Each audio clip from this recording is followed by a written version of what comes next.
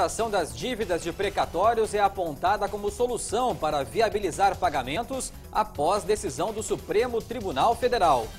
No Dia Mundial do Consumidor, o governo fortalece a atuação dos PROCONs. Aberta oficialmente em Viamão, colheita do arroz ecológico no Rio Grande do Sul. Este é o Jornal da TVE, que já está no ar.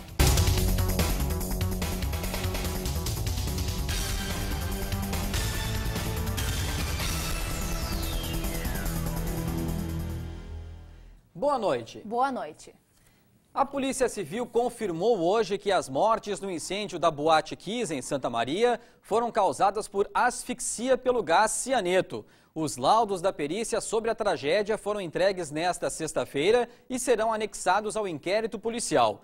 Os últimos depoimentos devem ser tomados neste final de semana.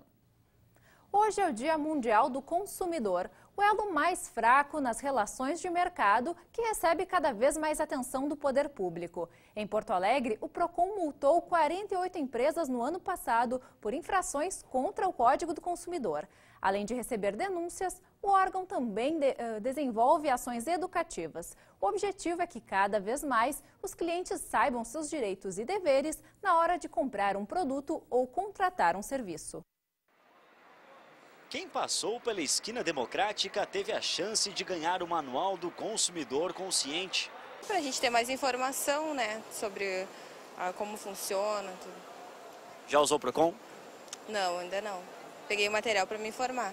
Saber os direitos faz toda a diferença na hora de comprar um produto ou contratar um serviço. O PROCON municipal, que é vinculado à SMIC, recebe denúncias e reclamações da comunidade, além de promover ações educativas.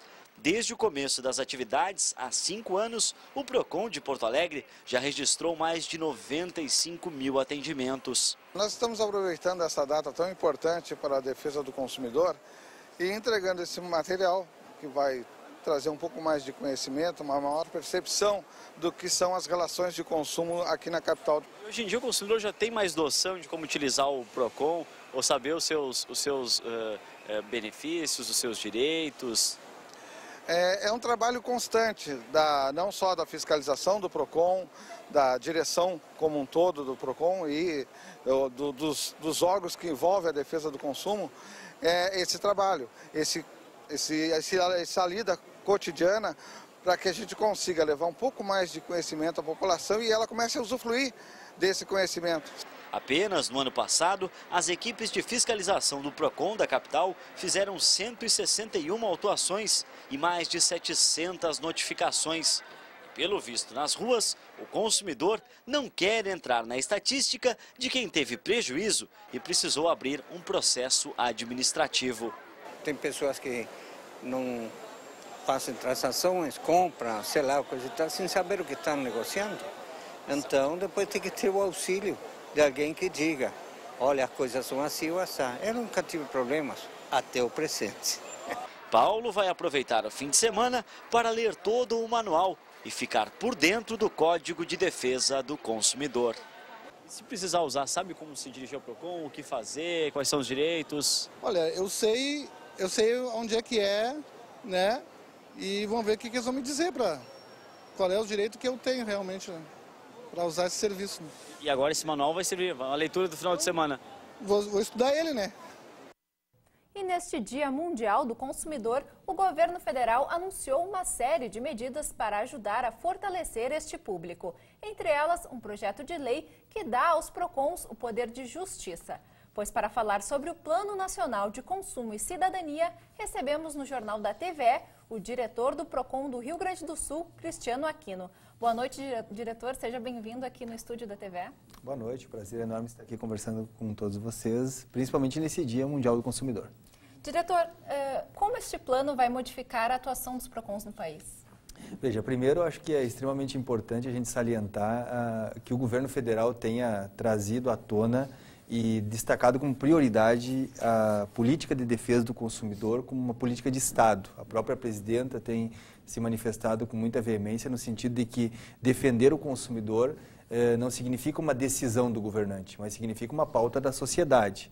E o que foi anunciado hoje, esse conjunto de medidas que ao mesmo tempo vai diferenciar o bom fornecedor, o bom prestador de serviço daquele que não cumpre com as suas obrigações e ao mesmo tempo fortalecer os PROCONs. Hoje nós temos no estado do Rio Grande do Sul pouco mais de 80 PROCONs municipais, ou seja, nós temos ainda um universo de mais de 400 municípios que não tem PROCON municipal, então o anúncio dessas medidas nos dá um fôlego novo, justamente no sentido de sensibilizar os gestores municipais sobre a importância de ter um PROCON municipal e principalmente fazer com que o processo administrativo do PROCON, com aquelas decisões administrativas, elas possam ter força de título executivo judicial. Eu acho que essa é uma medida que, digamos assim, de certa forma corrobora o trabalho que nós estamos fazendo e dá um outro caráter, faz com que realmente o judiciário possa atender aquelas demandas que realmente são demandas mais complexas e que essa questão relacionada ao consumidor, os PROCONs tenham autonomia, tenham capacidade e tenham gerenciamento para poder resolver.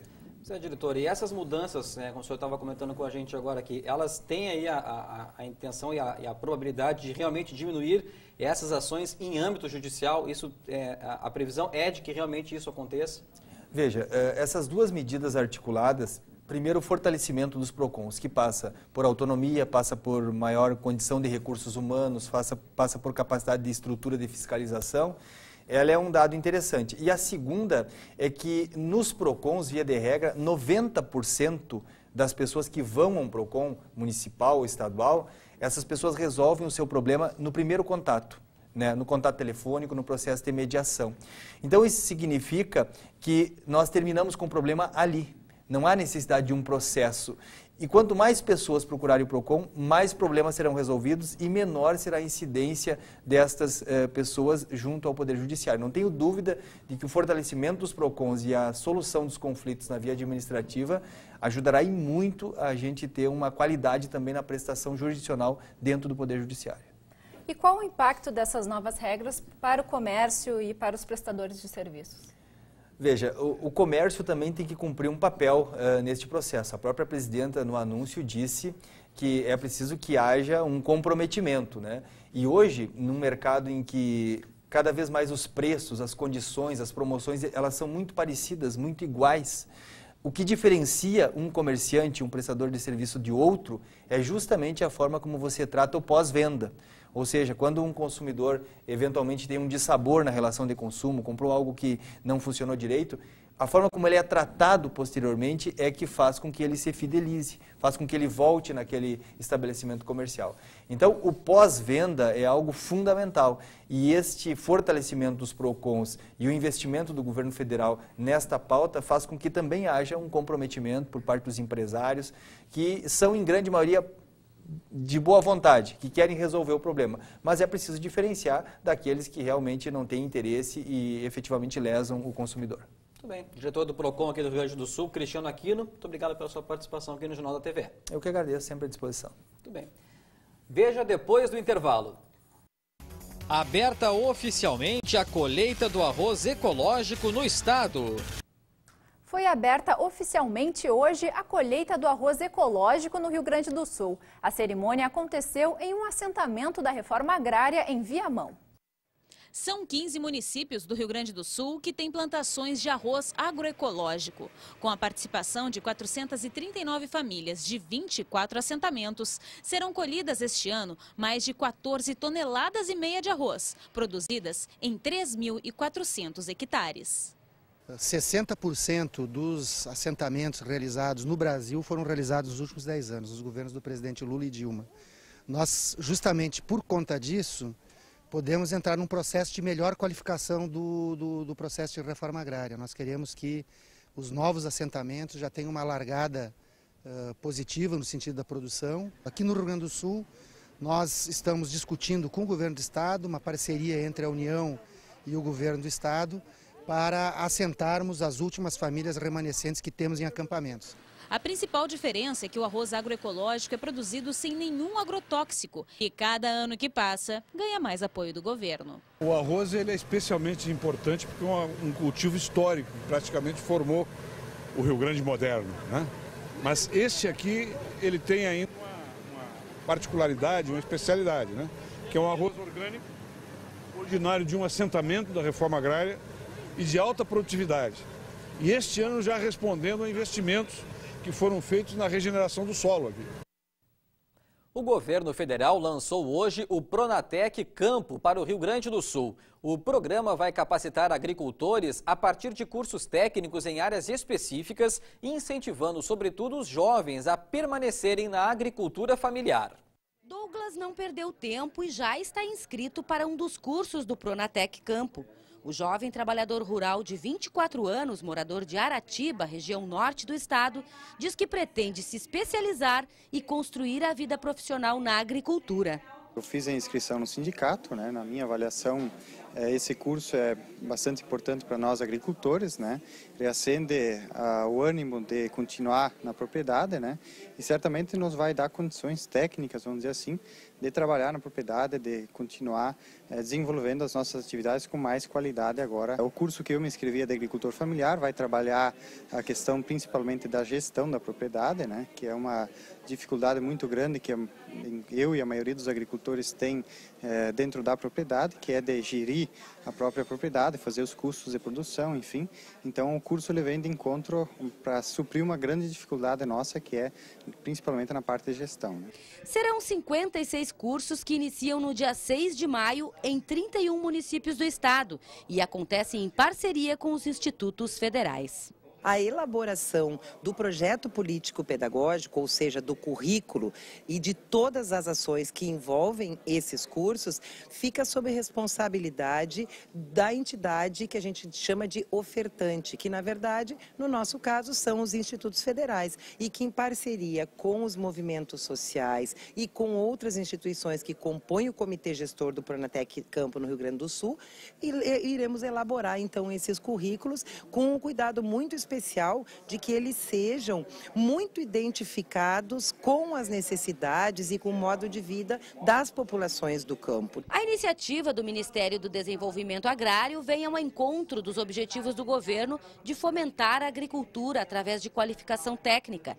1.700 vagas já estão garantidas para esse primeiro momento, mas os movimentos sociais ligados à agricultura reivindicam mais um montante de 3.500 para o segundo semestre deste ano. Eu falo em nome dos movimentos sociais do campo hoje, vem contribuir num formato de trabalhar uma educação diferenciada.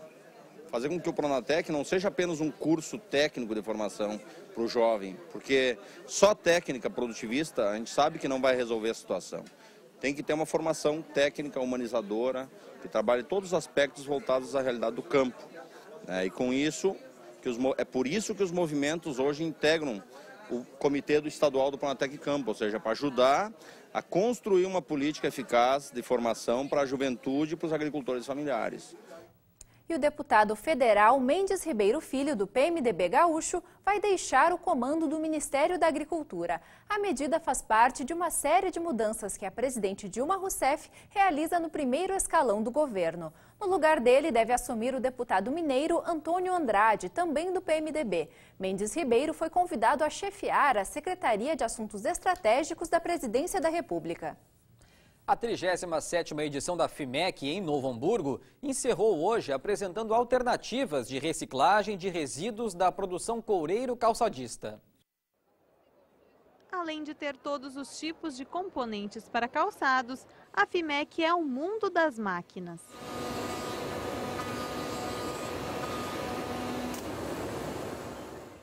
De cortar, costurar, desenhar e moldar. Umas grandes, outras ainda maiores. Tantas opções despertaram a curiosidade e o interesse de Tiago. O que você quiser encontra aqui hoje. E de um preço, um custo-benefício bem interessante mesmo hoje para o pequeno, para o microempresário, para o grande empresário. Ele consegue fazer essa tecnologia dentro da pequena empresa hoje também. Bem legal. Está valendo a pena vir conferir? Valendo muito a pena, com certeza, porque a gente passa por um momento de transição, de evolução do nosso país e isso é muito necessário, é propício essa hora dessa feira, porque a gente consegue enxergar essa tecnologia do mundo e aplicá-la aqui dentro. As novas tecnologias são resultado de longas pesquisas. Neste estande foi lançado hoje um novo produto que levou 5 anos para ser estudado e aperfeiçoado. A possibilidade de usar um adesivo em pó agora é real. É um adesivo 100% sólido, então não contém solvente, né? Isso por si só já traz um benefício ambiental, onde é que não tem evaporação de solvente, de gases tóxicos, né? É um benefício para o colaborador, né? E também um benefício em termos de tempo de processo. A tecnologia avançada pode surgir da necessidade de um mundo mais sustentável. A proposta dessa empresa é desenvolver máquinas que transformem um resíduo industrial em matéria-prima para a confecção de produtos variados. Com esse maquinário, o lixo ganha novas formas. Pode virar mesas, bancos, comedores e até tijolos. A gente fez um processo inverso, a gente pensou em juntar tudo, plásticos, e além dos plásticos, mais as cargas, que seriam, por exemplo, o isopor, o PU, o EVA, né, serragem, pó de MDF, esse tipo de material que também é um problema. A gente conseguiu, além de juntar vários tipos de plásticos, juntar essas outras cargas secas e fazer uma mistura na máquina e fazer um sistema de prensagem, então que também facilitou muito o processo. Então se mistura tudo isso e se prensa para transformar em produto o lixo, né? Veja a seguir. Mesmo com boa movimentação de carga, Porto da Capital é um exemplo da baixa utilização do transporte hidroviário no país. A primeira quinzena de março foi a mais fria dos últimos 15 anos no Rio Grande do Sul. Apenas 3 dias do mês até agora tiveram temperaturas acima dos 30 graus. Vamos ver se o frio fora de época continua no estado nos próximos dias. As temperaturas até sobem no Rio Grande do Sul, mas continuam amenas. As máximas ficam em torno dos 24 graus. O sábado será de tempo seco em boa parte do estado. Somente entre a Serra e o litoral norte ainda há condição para pancadas de chuva.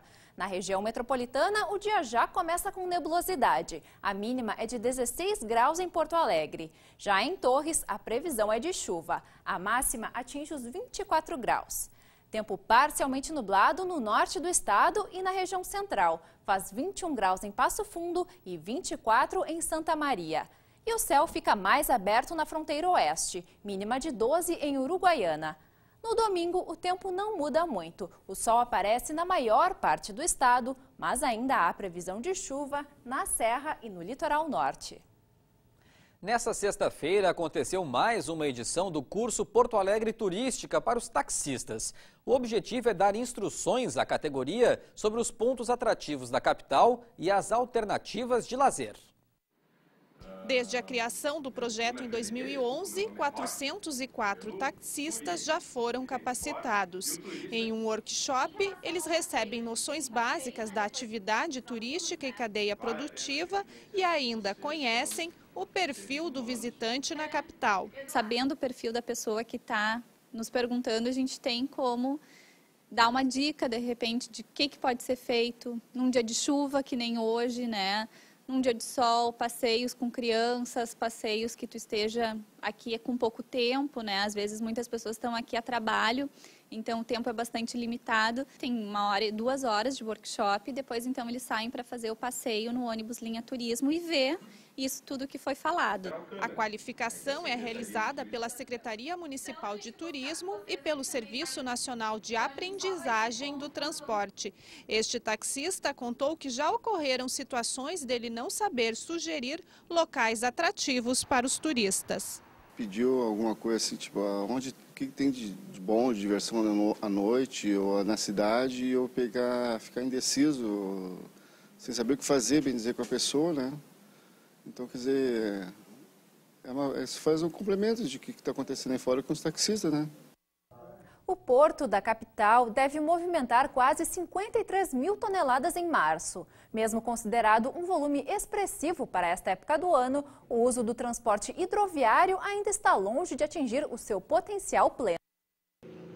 O Porto da Capital importa os insumos para a indústria de fertilizantes e exporta transformadores. Além desses produtos, aqui é descarregado todo o sal que abastece o Rio Grande do Sul.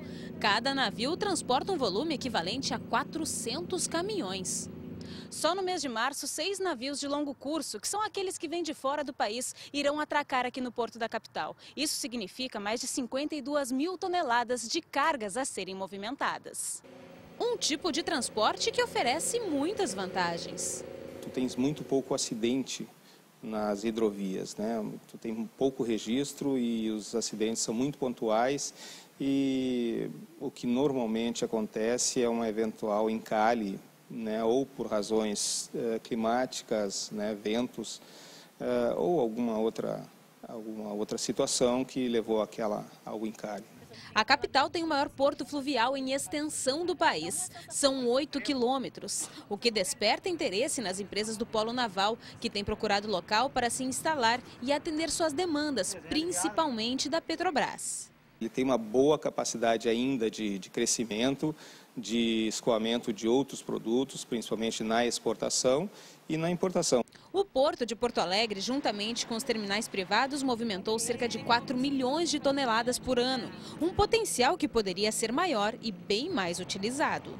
Este fato de utilizar mais a hidrovia não exclui a importância do transporte rodoviário, porque ele faria um trajeto menor, faria com que as estradas tivessem uma conservação melhor e ele ganharia pela quantidade de deslocamentos que ele faria, né? Então não daria uma redução significativa e tu estaria distribuindo melhor os modais, né? A integração dos modais de transporte.